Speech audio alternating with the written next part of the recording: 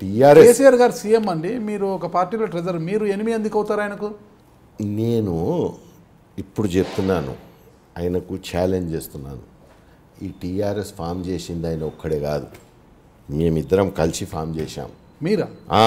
టీఆర్ఎస్కి I'm the founding member. KCR గారు కదా టీడీపీలోంచి బయటకు వచ్చి జెండా మోసుకొని జెండా ఎత్తుకుని, ఆ రోజు ఎక్కడున్నారు మీరు అసలు?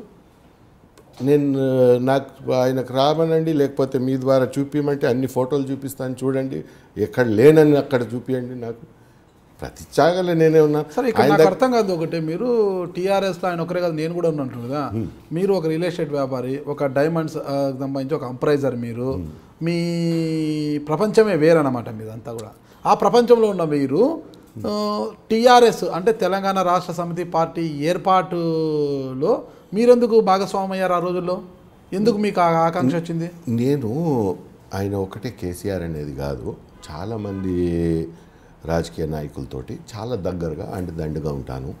అప్పుల్లో కాదు, ఇంతకు ముందు కూడా కాదు ఉంటున్నా. ఒకటి చెప్తాను నేనండి,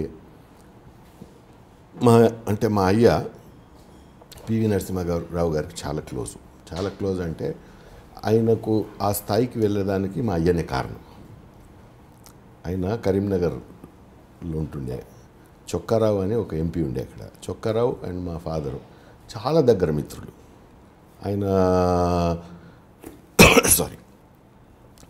ఆయన ఎంపీగా అయ్యి ఢిల్లీ వెళ్ళిపోతే ఇక్కడ డిస్ట్రిక్ట్ పార్టీ ప్రెసిడెంట్ చేయాలి, ఎవరికి చేయాలి?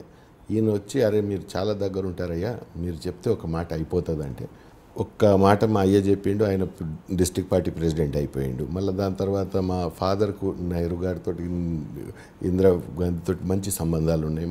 మా ఫాదరు మన ఆర్ వెంకటరమణ్ గారితో బాగా క్లోజ్ ఉంటుండే.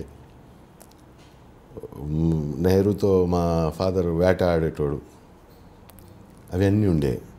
అంటే ఒక సొసైటీలో అట్లా. ఒకటి సూటిగా చెప్పండి, మీరు అంత డ్రాగన్ కాకుండా సూటిగా, మీరు ఒక వ్యాపారవేత్త, అలాంటిది మీరు తెలంగాణ రాష్ట్ర సమితి అనే పార్టీని ఏర్పాటు చేయడానికి కేసీఆర్ గారితో ఎందుకు జతకట్టారు? అంత అవసరం మీకు ఏమొచ్చింది? అది నేను ఒక బుక్ రాస్తున్నా, ఒక 2 నెలల్లో అది బుక్ పబ్లిష్ అయిపోతుంది. ఆ బుక్ మీకు కాంప్లిమెంట్గా నేను పంపిస్తాను. మీరు ఆ బుక్ ఓకే. ఇప్పుడు ప్రెజెంట్ మన ఇంటర్వ్యూలో మీరు సూటిగా సమాధానం చెప్పండి. సూటిగా సమాధానం చెప్పాలంటే నేను ఇప్పుడు చెప్తున్నాను కాదండి మీకు. ఇప్పుడు మనం ఇద్దరము ఆ సబ్జెక్ట్ మీద మాట్లాడితే పొద్దైపోతుంది. ఆయనకు చెప్పమనండి నేను లేనని, ఆయనకు చెప్పమనండి ఈ కలరు ఆయనకు. మీరు ఏకవాక్యంలో చెప్పండి, ఆ రోజు మీరు తెలంగాణ రాష్ట్ర సమితి ఏర్పాటులో ఎందుకు మీరు భాగస్వాములు అయ్యారు అనేది చెప్పండి. భాగస్వాములు ఎందుకు అయ్యారంటే, అది ఒక క్లియర్గా చెప్పాలంటే, ఈయన పొలిటికలీ అన్ఎంప్లాయిడ్ అయిపోయిండు. అప్పుడు చంద్రబాబు నాయుడు మెడబట్టి తోసేసిండు. ఆయన పొలిటికలీ అన్ఎంప్లాయిడ్ అయిపోయిండు. ఆయనకు ఎవ్వరు దిక్కు లేదు, ఆయనకు ఎవ్వరు అడిగేటోళ్ళు లేడు అప్పుడు. ఆ టైంలో అప్పుడు నేను మంచి అంటే మా ఫ్యామిలీ ఫ్రెండ్స్ లాగా ఉండే మేము. నేను దగ్గరుండి నేనున్నాయా నీకు, నువ్వు ఎందుకు భయపడుతున్నావు అని ఆయనకు చెప్పాను. ఆయనకు నేను ఓపెన్గా మీ ద్వారా ఒక ఛాలెంజ్ చేస్తున్నాను. మీరు ఎప్పుడు మీరు కంటిన్యూషన్ చెప్పండి, మధ్యలో మీరు మళ్ళీ ఛాలెంజ్ మళ్ళీ చేస్తారు, కంటిన్యూషన్ చెప్పండి. నేనేమంటున్నా, ఆనాడు నేను లేకపోతే ఆయన పెట్టకపోతుండే. ఆయనకు ఆ ధైర్యం లేదు, ఆయనకు అది ఆయనకు అది అవుతుందని నమ్మకం కూడా లేదు. పార్టీ పెట్టాలన్న ఆలోచన మీద కేసీఆర్ గారిగా ఇద్దరిది. నేను దాంట్లో తప్పు మాట్లాడ నాది ఆయనది లేదని కూడా చెప్పాను. ఇద్దరిది ఆలోచన. బట్ ఏ కాజ్ కోసం అది చేశామో ఆ కాజ్కి ఎప్పుడూ ఆయన డీవియేట్ అయిపోయాడు.